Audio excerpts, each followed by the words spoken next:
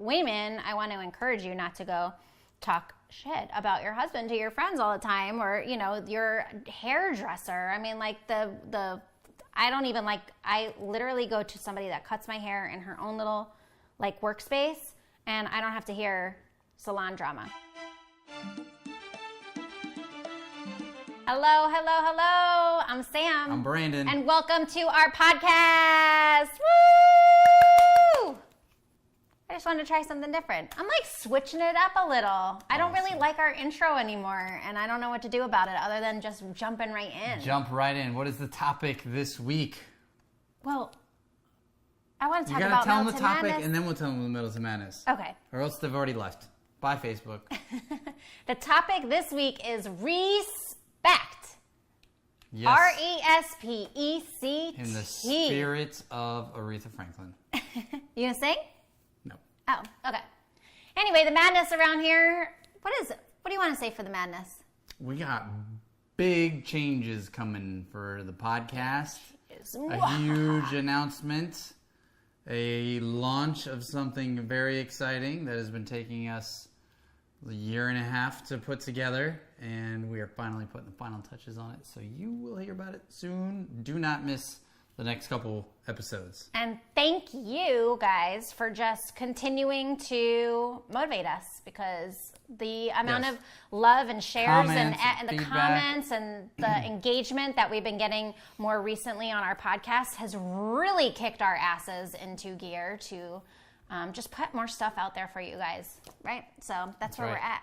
It's going to be so great. I can't wait. We do this for you, because this is a very inconvenient hour of the week to produce and hire people and make it. That's not very nice. So it's not bad. I don't mind being inconvenienced. You know what? Children are inconvenient and marriage is inconvenient sometimes, but it's worth it. I still like it because we sit down and kind of BS anyway, and so this is like the one mandatory time a week that we're going to sit down and BS with each other for a little while, and you guys just get to be here with us, so it's so exciting. So yeah, all the changes, all of the organizing, all the things that have to be updated and renamed and built and all that stuff, that's been the madness for sure, because we haven't talked about that yet, so. We have a presentation we have to do. I'm going to be out of town for 4 days. Basically, business is the madness right now. Yes. We don't have very many crazy stories of the kids because the kids have been angels. Amazing. I'm sure that some shitstorm's coming soon because we're past due. We're on borrowed time. Amazing. All right, so let's get into talking about respect. And I wanted to bring up this topic because I think this is important in a relationship. You know, if you've heard of the Dr. E's Love or Respect, right? There's those two different sides. And the book, Love and Respect. Yep, he's got a whole book. book. Emerson. It's actually like Egerich or something. What she said. That's why I just said Dr. E, because it's way easier. And if you haven't heard of Love and Respect, it's really cool. But what I like is how he breaks down love and respect, and how like women more tend to want love, men more tend to want or need respect. So I wanted to talk about respect a little bit today because Brandon brought up this interesting stat. Oh, I broke my pen. Brandon brought up this interesting, I know, I pull out the tab and then it breaks. This interesting stat. Share that with us. Did you know, fun fact, not so fun, that when it comes to divorce, 66% of divorces are filed by women. Ouch, that's crazy, right? I probably was just yelling in my microphone. What is that? I think I got to take this off. I think it's hitting the mic. Sorry, Peyton. She made that for me. What does that mean? That means that more than half of the married couples out there, it's the women that are calling it quits. Mm-hmm. Now, you said... I'm fed up.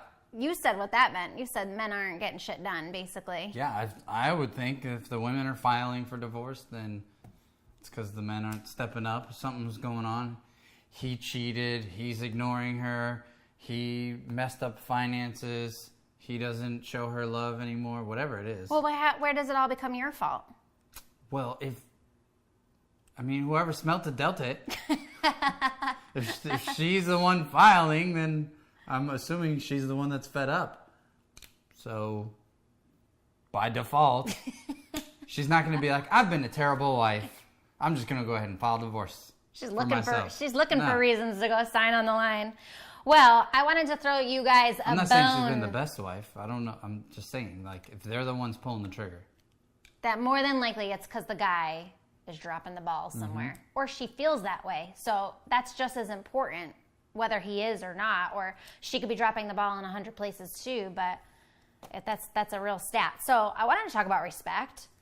I think that this is important for women to listen to, especially if they're the ones that are actually giving up and filing, because I think it's important that women kind of step up to the plate and take some responsibility and not just point the finger at the guys. Now, I will not say that means that it's our responsibility to always take the fault or the blame. No. Brandon takes plenty of responsibility in our house, and I am more than happy to share when he is in the wrong. But what I am saying is that I put a ton of work into avoiding arguments, avoiding disagreements, avoiding places where I could see Brandon could be at fault and just not turning it into anything more than it is what it is, you know? Once something's happened, we can't change it, right? So I just wanted to talk to the ladies today and say, you know, we got to step up too. And so I wanted to talk about respect. Right, because I might be a good husband, but the only reason I'm a good husband, not the only reason, a big reason I'm a good husband is because I'm a good wife. You have a good wife. I have a good wife. I have a good wife. And I have a great husband. So It is it's a reciprocal thing, and it's so weird, and it's like, who's supposed to initiate and who's supposed to start? And I think that fluctuates depending on the season. I think sometimes I got to take the lead, and sometimes Brandon has to take the lead. And the interesting thing is us kind of learning that balance as women as to when those times are. Because it's super easy. Correct me if I'm wrong, but I think it can be super easy for a woman to feel like a victim and be like, he's not doing this, he's not doing that, he's not... Like, if the man's bringing home the bacon, or the man's the one that's making a lot of the financial decisions that affect the house decisions, then it can be easy for a woman to be like, I'm helpless, he's not doing this, so I'm not doing my part, basically. Like, they can play a victim, as opposed to being like, he's not doing that. What can I be doing to proactively help that? Does that make sense? Yeah, of course. And I think that's one side of it. The other side is, I think when something gets so bad in a relationship and the woman is pretty much fed up and going, you know what, your turn, or whatever, or just has to like jump in and do it all, fine. There's your side, is the guy's not stepping up to the plate. Don't be a victim, be a victor, right? Like, just step up to the plate and start initiating things and taking care of things, and don't let them not fulfilling on things affect the way you go about your day. Do your things as normal. And I can give an example. This morning he just woke up on the wrong side of the bed. He was in a funk. Sorry to call you out, but you were. And he was just like kind of snapping at everybody this morning. I had a tough workout today. My mind was on war mode. Oh, yeah? Yeah. And instead of, like, I did call him out for it, and when he tried to talk to me nasty, I just said, you know what, I'm just not going to talk to you right now. Like, you said you needed a little bit of time to think things through about our day today, and I'm going to give you that time. So you talked to me at 9:15. That was the time you gave me, right? And he just didn't say anything, and I was like, okay, cool, that worked. But also... You respected my space. I needed space. I had my morning routine, and then it was like, damn, I'm doing this, and I got to do this, and I got to get the kids ready. And then I came at him like, we have to get this, and this done today, and I need to leave soon, so I just wanted to know, like, what time are we doing this, and what time are we doing that, and I want to suggest this, and I want to suggest that, and he's like, overwhelmed, right? And he gets overwhelmed with the schedule. I should have just told him how the day was going to go. But anyway, my point is, I actually had water on the stove, and I had just turned the stove on to get the water boiling so that I could make Brandon some lunch so that he didn't go hungry or complain that food wasn't prepped or whatever. I'm just avoiding the situation. Yet he's like picking at me all morning until I told him to leave me alone about it. And I almost shut the damn water off because I was getting irritated. And I went, fine, you're going to regret this at 1 p.m. when you go to get hungry and you finally go to get something to eat and you have nothing to eat. And then but then instead I just let the water boil and I cooked his pasta because that's all I was doing was making some pasta to put with other stuff I already made. and done deal. You respected my space. I had no more headspace to make decisions about schedule. No, and that isn't the point. The point is, just because he's being a dick for 5 minutes doesn't mean that I have to stop being a wife, right? Like, I just stepped up to the plate and said, I'll just keep making his lunch. That's true, and the purpose of this podcast, and to keep it relevant, is that we're talking about respect, and that is what you did. You respected the fact that I said, I need space. Like, I had no more headspace, and we're like 10 minutes getting out the door to take the kids, and I wanted to take a shower beforehand. You're talking about it on a very, I'm going to change the subject in a minute, but I'm talking to the women today, and they need to hear this. Yeah. It was, yes, that was step one, respecting his space because he asked for space. But step two was not stomping around the house, slamming doors, not putting his laundry away or not making him lunch. Anything that I would normally do, I continued to do. And that is an important factor because I've talked to plenty of girlfriends that will say, oh, they pissed me off, so I didn't do X, Y, and Z. And that's not really the way to go about it. So the title of this is RESPECT for a reason. I'm going to respect your different opinion on that. I do agree with you, but I just had that little extra. I'm just kidding. I'm just kidding. Clarity, that's all right, let's bring this back up. So, how do you respect? Well, we've polled a couple people. We have some things that guys have said. I want to get your feedback on this, though. Respect expresses the wife's trust. It reduces the husband's fear of failure and inadequacy. And respect equals love. That is how guys see love, is getting that respect from their wife. Mm-hmm. Do you agree with all those? Do you have anything to add there? Say it again. Respect expresses the wife's trust. Yes. If I don't feel like you trust me, it definitely feels like you don't respect that I'm making the right decision. Okay, and it reduces your fear of failure? Does because does it give you like confidence or? Yeah, because even if my decision's wrong, or even if we do something and fail, you're on board with it. Like, you're respecting that path, that decision, whatever. So it's not like, oh, if I mess this up, there's going to be extra consequences in my marriage. Does that make sense? Mm-hmm. Why do you keep saying, does that make sense? I don't know. You know what I mean? You know what I'm saying? You know what I'm saying? You know what I'm saying? Oh my gosh. Maybe you should be that guy for Halloween. No. That would be hilarious with the tattoo here. What's that movie? The Millers. Oh yeah, Meet the Millers. No regrets. So funny. Really? No regrets. Not one. Not one letter. No regrets. All right. I wrote down 7 ways that I respect Brandon. He's going to either confirm or deny these statements. And he doesn't know what I wrote down. So then hopefully he'll just share a little tidbit of how amazing I am and how I respect him in that manner. Because ultimately that's what I'd like. And if you look at your watch one more time, I'm going to take it away, just so you know. Phone's ringing. The phone's ringing. The phone's ringing. Remember that? Oh my gosh, I'm getting so sidetracked. It's because it's not our normal podcast recording day, and it's the end of the day. So I'm going crazy right now. Okay, 1, look for opportunities to honor or build him up. Do you confirm or deny that that's a... Yeah, I don't know if you look for them. I just know you do honor and build me up. I look for opportunities too. Yeah. Like when you're washing the dishes and I thank you for washing the dishes. You talk about me nicely on the podcast. When I talk about you nicely on the podcast, yes. Are you digging at me because you're mean to me this morning? No, when you're with girlfriends and they're complaining, you don't really complain. Like, you'll share with your close girlfriends, but you're not like trying to cut me down. Well, this is opportunities to honor, build you up, not build you up to other people. That's another one. I actually wrote that down separately. Oh, building you up, yeah. Yeah. I confirm. What's ways that I do that is my point. The same way you do it with our kids. You'll be like, good job. Or just this weekend I cleaned the garage and I'm like, I just want a little scratch on the back, I'm like, I just put hours into this cleaning this garage. It's taking me like 2 years to get organized, and I'm like, I gotta go. Sam, I need you to come out. And instead of you being like, whatever, it's the garage, you were like, oh, that's nice. And I know you could give 2 shits. I didn't. And I had the kids all afternoon while you did the garage, so of course I didn't care. But you did move my fridge out there, right where I wanted it. My only request in the garage was fulfilled. So I'm a happy lady. Okay. Number 2. Do do you know specifically of things that you say or do to build me up?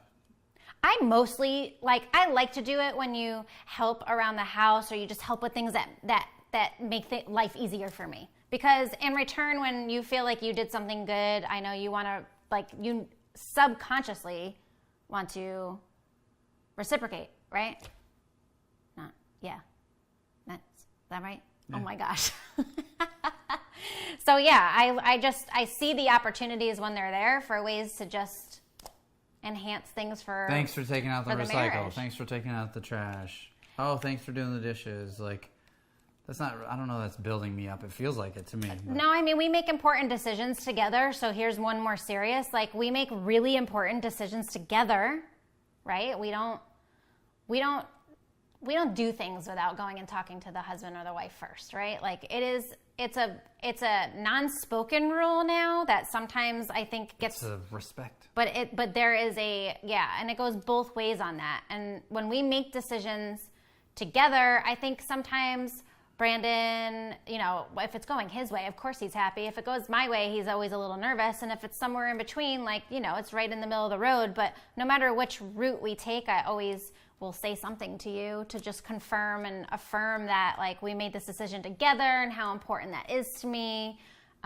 Because no matter whether it goes good or bad, we're going to learn together instead of him making decisions or whatever and then he messes up and I'm all mad about it or whatever, right? So that's one opportunity I always use is whenever we have to make a big decision together, I'll always reaffirm that. I love that you do that. Is that a good enough example? It is, thanks. I'm trying to read your notes. Embrace that you are married and he's imperfect. Says you. So talk to me about that. Who says I'm imperfect? You were definitely imperfect, but in a perfect way. Embrace it? I always say, Brandon's not a perfect guy, but Brandon's perfect for me, right? And there's no other woman in the whole entire world that he's perfect for. I'm the only one. So only one that can put up with my stuff. If he's truly going to be my ride or die forever, I mean, I married the guy, right? Now I committed to him, and I said I am going to be with you for the rest of my life. And now I need to accept that you are not perfect. And he does things that drive me crazy all the time. How exactly do you embrace it, though? It's one thing to accept it, to be yeah, nobody's perfect, whatever. But what is how do you embrace it? How do you almost, not celebrate it, but that's what I hear when I hear embrace it. What do you do that you're really own that I'm imperfect?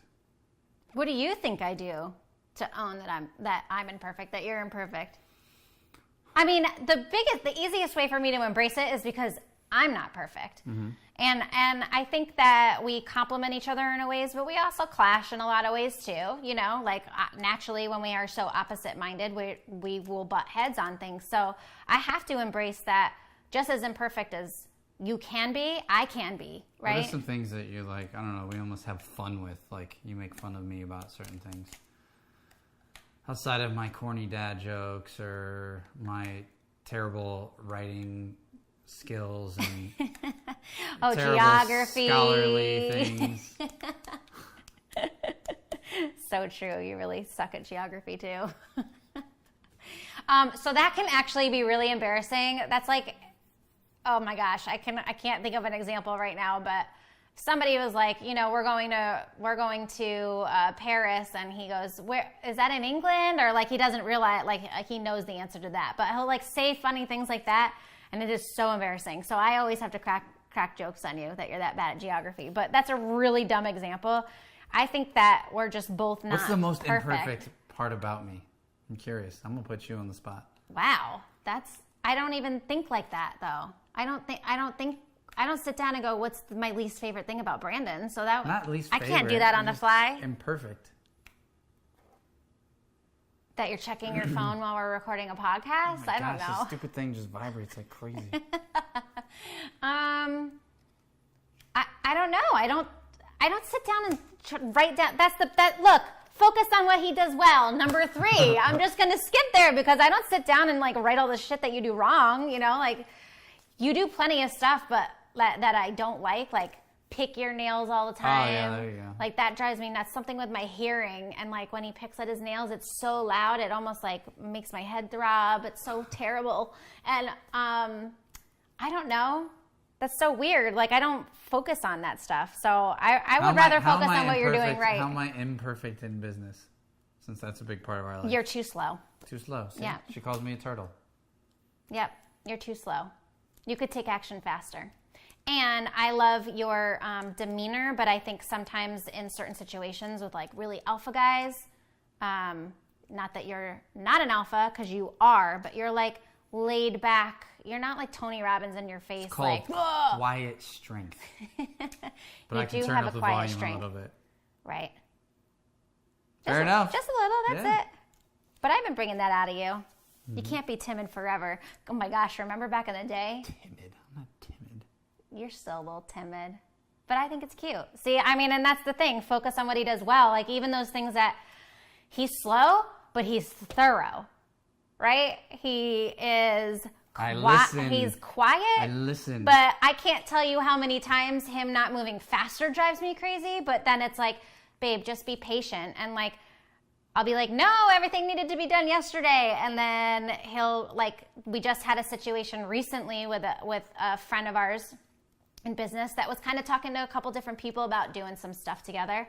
And I felt like one of the people was really bulldozing and is just very good at talking. And I was telling Brandon, like, you know, this could potentially be a big opportunity for you, and I love you and I want you to have this, and you got to stand up for what you think, you know, you should get and that you deserve and that you're capable of doing, and this is a win-win situation. And he just said, no, I'm not going to push my way in. Like, it's going to happen just because I'm me, and if it's meant to be, it'll be, and yada, yada, yada. And I don't like responses like that, but I just sat back, and of course it's circling back around now. And Turtles may be slow, but they listen.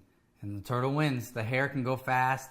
But turtle still wins. But let's focus on what you do well, because I will say, I'm a good listener.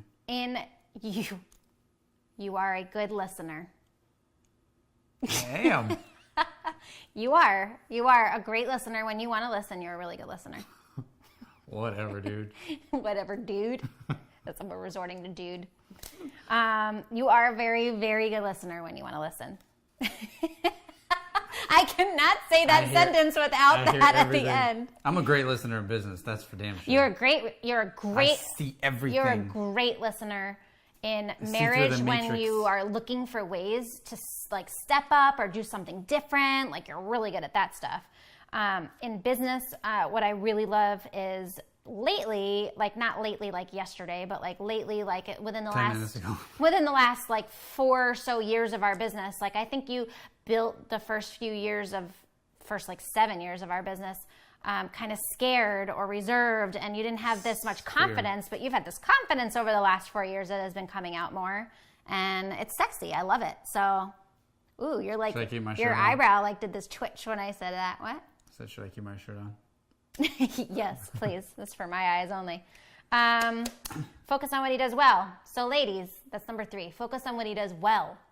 There's no sense in harping on all the crap he's doing wrong. I actually just, funny enough, had a conversation about this with my girlfriend the other day.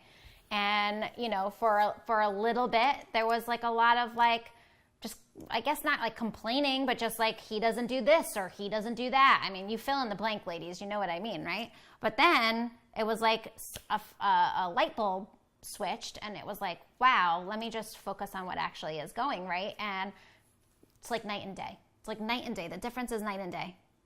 Right, you've heard it. What you focus on expands. Mm-hmm. So, the more you focus on positive things, the more they do those things. Like when you're listening. Mm-hmm. Yeah, that's a good positive thing. I like when whenever you listen. whenever you edify me for doing something, it almost makes me want to do more of it or find another thing to. And it's funny, he mentioned that I talk to him like I talk to the kids, and it is true. That's why I laughed. Like, I've always thought that with kids, with each other, it's not just me doing it to Brandon, but I even do this like with my friends in the sense that, like, you know, you like demand the way you want to be treated, right? You teach people how to treat you. Yeah, exactly. You teach people how to treat you. And so I'm never opposed to like training Brandon, which sounds funny. He's not like my dog or whatever, but I feel like he does that with me too. Like, he can't come to me and be like, listen to this podcast or read this book, because it's not effective. He had to learn how to like trick me into listening to something or reading something, right? And he's learned those ways to do that and kind of train me on it. Well, it's the same way with Brandon. And I'm able to do that by training you. I totally lost my thought, so forgive me. Cool. On to the next one. Okay, number 4. Speak well of him to others. Yeah, you could beat this thing forever. Well, why don't you talk about it? Do I talk poorly about you? We talk about this. We've covered this a lot. Do I talk bad about you to other people? No. Not that I know of. 99% of the time, no. No. And I know I actually don't think I ever call a friend in a moment and just be like bitching about you. I don't think I do it. I'll talk about challenges, or I'm not afraid to say things that are like, maybe false or were false or whatever. Like, I'm not scared about it, but I don't know. I think there's a difference between here's why complaining and looking for a result. So that's what I always tell my girlfriends when we're like, are we complaining? No, not if we're looking to fix something or fix something in our own mind about our spouse or our boyfriend or our husband. And right? this isn't like a jab or anything to people.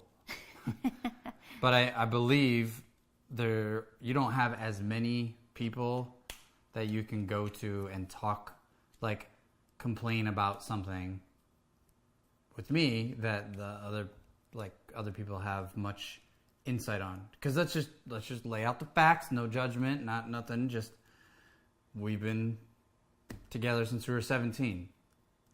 We don't have any friends that were together since they were 17. We've never been divorced. We've been in business together the whole time. So when you take your pool of friends or trusted advisors and then you start being like, well, which ones can I relate to with this problem?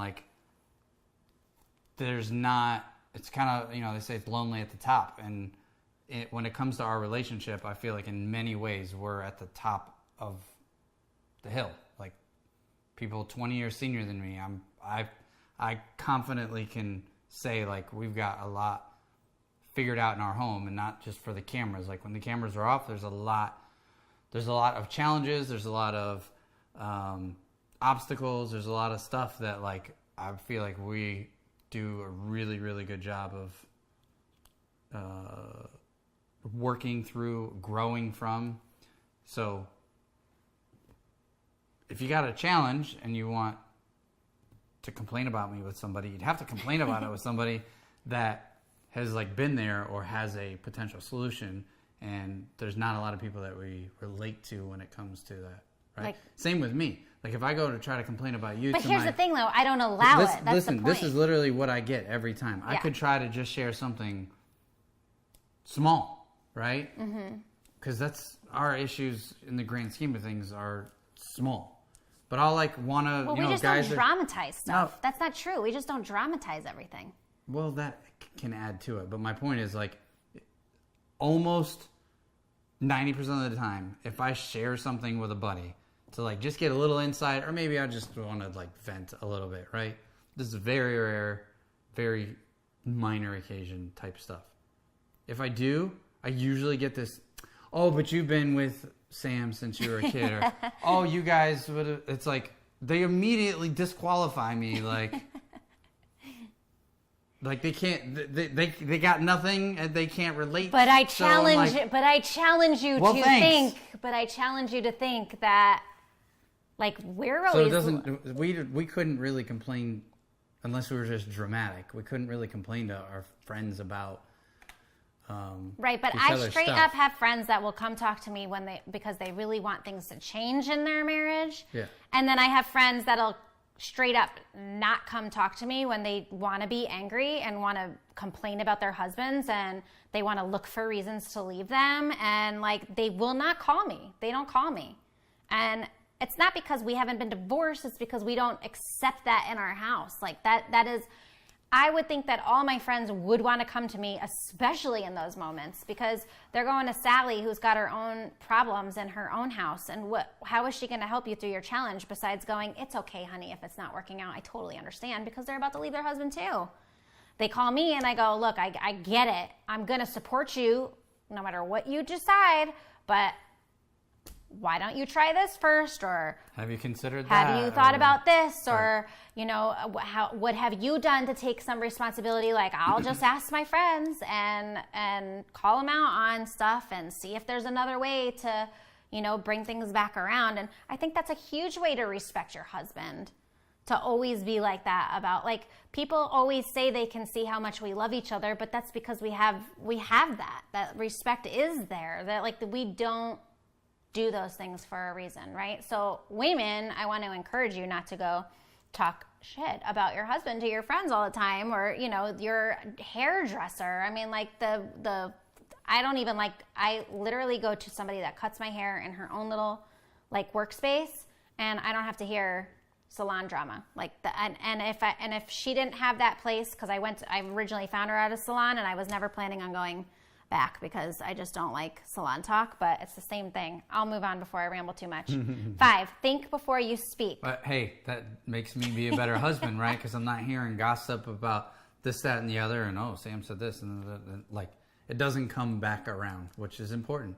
Because like you said, you're training people how to talk to you. You're training people what they can come talk to you about, or what they can get out of you emotionally or dramatically. And if you train people that that's okay, then you're naturally going to attract that bad juju, and that's not going to help anything. I'm going to throw in a bonus real fast. This is bonus number 8, which I think it does go to the people you're around too, and thinking about your inner circle and respecting your husband by hanging out with people that you both agree are good for your life, your life together, you know.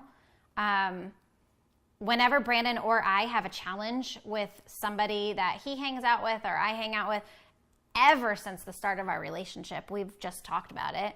And it's not like, you know, he can say, hey, I don't like Sally, don't hang out with her, and me just be like, okay, honey. Like, I just don't roll over, but there's still like, you know, why? No, you got an intuition, so you'll be like, I think that person's just trying to get free help from you, or I think they're just attracted to you for the wrong reasons, or it's not really a good relationship, or I don't like that they have a toxic, you know, marriage. Come to find out there's all this stuff going on, you know.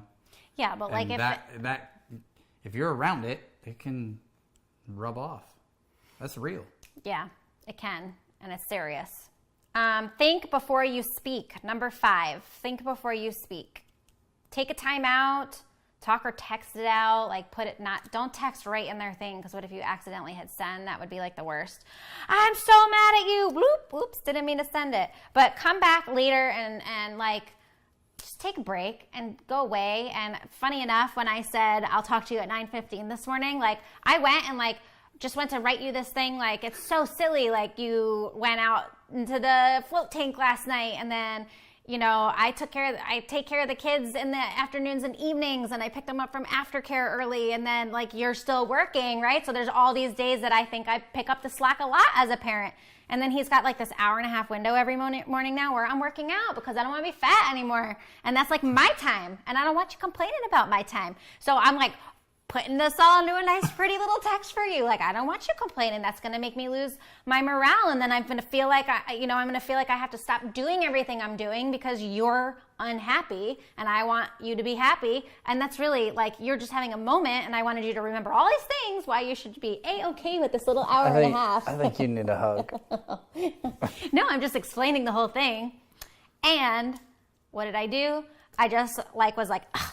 And I put my phone down and I just kept getting ready, and then I picked it back up and I was like, ugh, and I put it back down.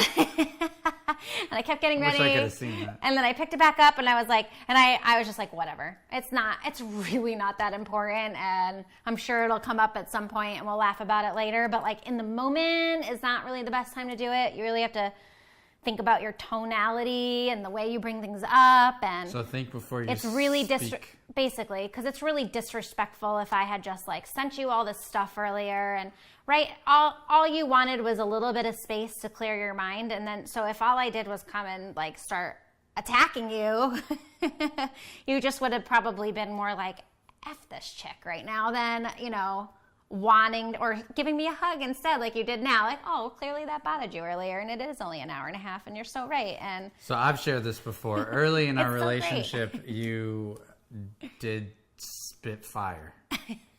I still spit fire. You did not think, I don't think, you didn't think at all. If you were feeling it, it came out.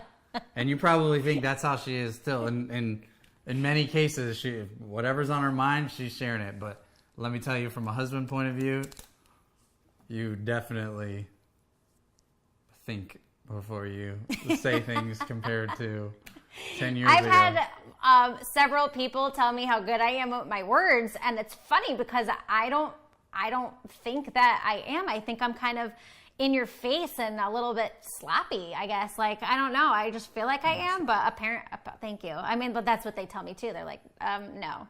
You're like a magician with your words. Vocal masterpiece. Number 6. Tell your children why he rocks. That has been a nice new addition. New? No, new, like 13 years prior to having kids. Okay. I was like, it's not like I just came up with it yesterday. We're all over, we're in each other's everything. Yeah. And there's no other dynamic. Now that the kids are here, it's like, I don't necessarily have to catch you doing something right to you.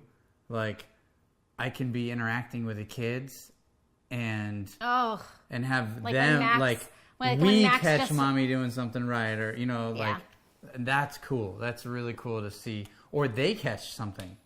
They'll be like, oh, I love you, mommy, for this, or thank you, or they're grateful. What do they say sometimes about that? Blah blah blah blah. I can't have this, but I'm grateful. Like they're not getting their way, but they're learning gratitude and like all these little things that like they catch. I mean, I do think it was pivotal to Max actually eating because like he's so picky with food. I always said I wouldn't have that picky kid, and here he is.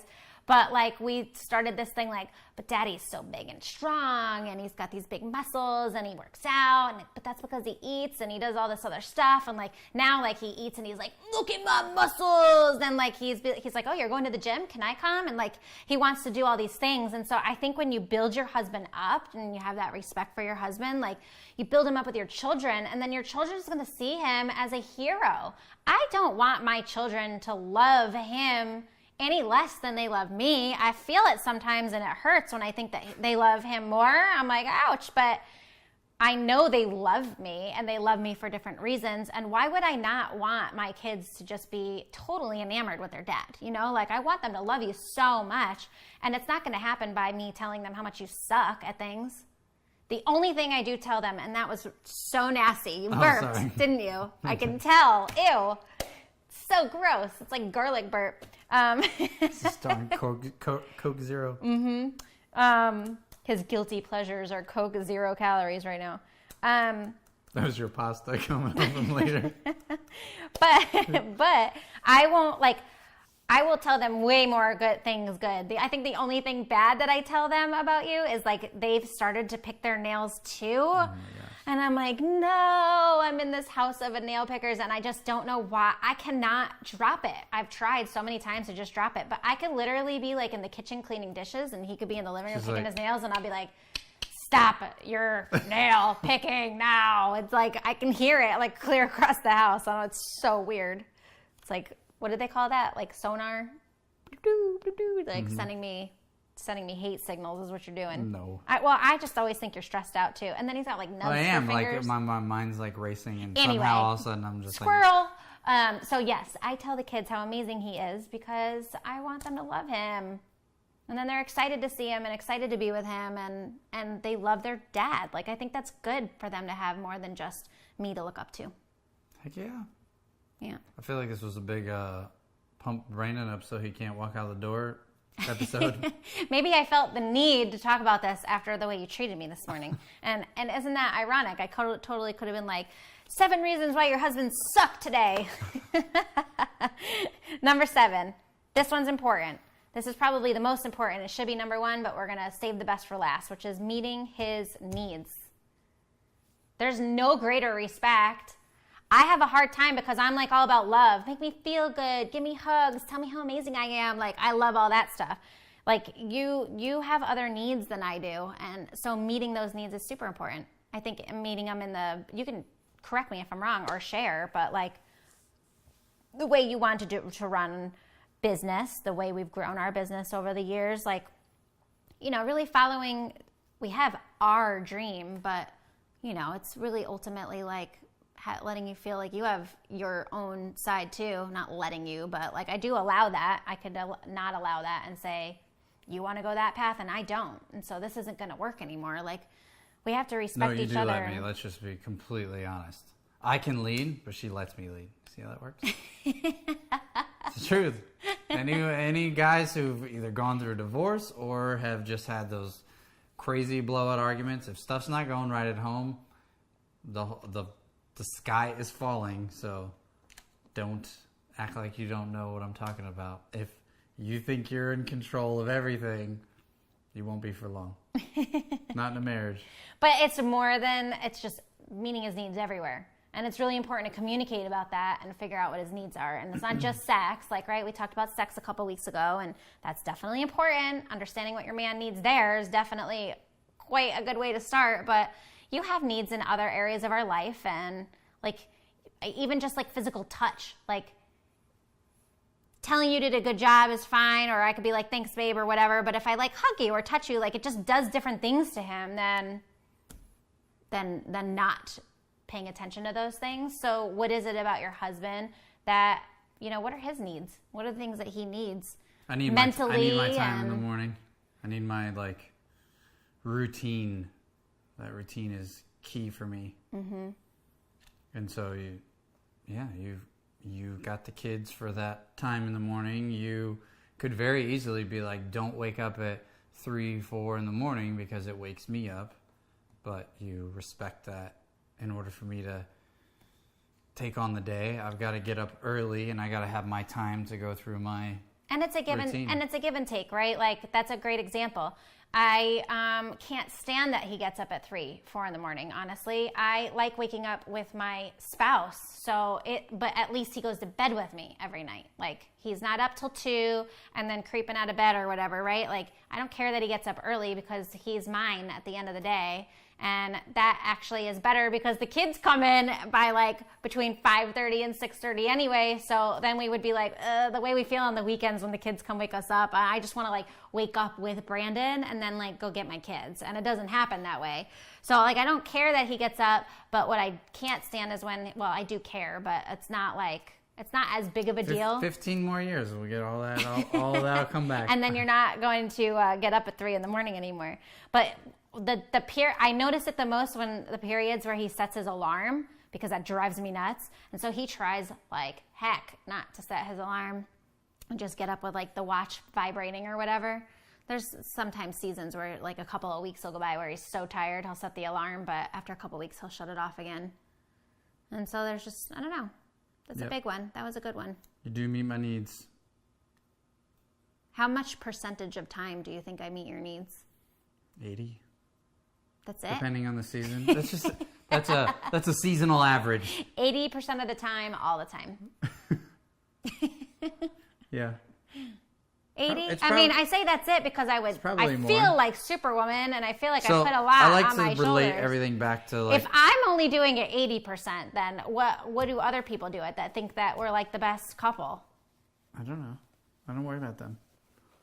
Well, you do worry about them. No, but I don't worry about like comparing. Well, I know. I'm just one. Oh no. No, I was gonna look at my. I know. Only because we started recording. It's like 10 seller phone calls and buyers. Well, we're about to wrap up. What are you looking for? So I like to relate it back to working out. And I think everyone can relate to this. Like, health is, everyone in the country probably could use, feels like they could lose 10 or 15 pounds. So, like, it's just the easiest, like, puts us on the same field. Like, health is always a struggle. There's always, I mean, unless you're a fitness, like, person and that's what you do for work or something. For the most part, we all struggle with, like, staying consistent with our eating, staying consistent with temptation, staying consistent with staying active and healthy. And as you get older, it's even harder. And when you, like, don't work out for a little while, you can be like, oh, I was, like, if you asked me, where the heck is this going? I'm very confused. I'm so sorry. Last year, if you asked me, like, how much did I work out? I'd be like, oh, man, I didn't feel like I worked out for like 6 months. I think I've even said that. Like, I haven't been in the gym in 6 months. And then I go back and I look at my app and see how many days that I actually did work out. And I'm like, wait a second. There was only like 2 or 3 months that I was like inconsistent. And then the months that I thought I didn't work out at all, like I still worked out like 6, 8, 10 times, which that's a decent amount of exercise. Yeah. So you're saying, like, even in the lulls, like, I'm still putting in some effort. Right. So that's why I said, see, so sometimes it may be like 70, 65%. No. But it's a short window. I gave you like Maybe 65% respect this 90. morning, maybe. Maybe but... it's like 90. Yeah. You're probably right.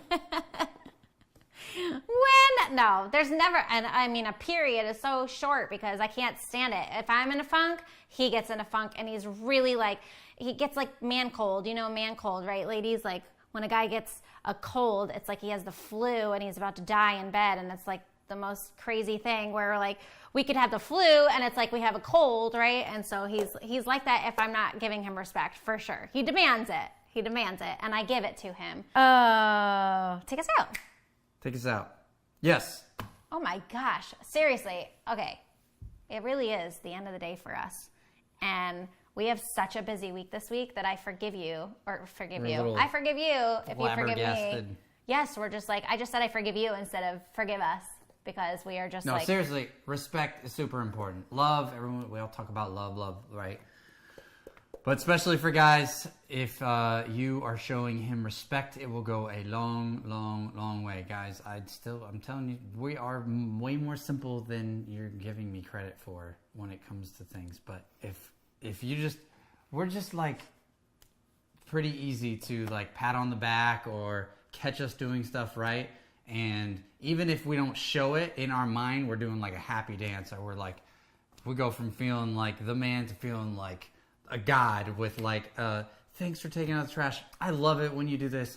I'm telling you, I'm not the only one. It's huge. So respect him. He will love her. All is well in the world. Use some of these these 8 tips.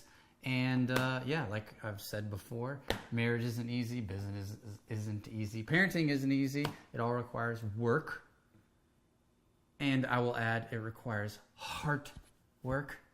It is not muscle up. And mind work. Yeah, it's not muscle up or bear through or like push, your way through a relationship or getting your way or whatever. It's like requires this give and take and sacrifice, and all this stuff. We're just here to remind you of it. So put in the work to make it work, and please share this with someone that you think needs to hear it, and give us a review on iTunes. Follow us on Instagram at Brandon and Sam, and we'll see you next week for a very exciting show. Take care, guys. Bye.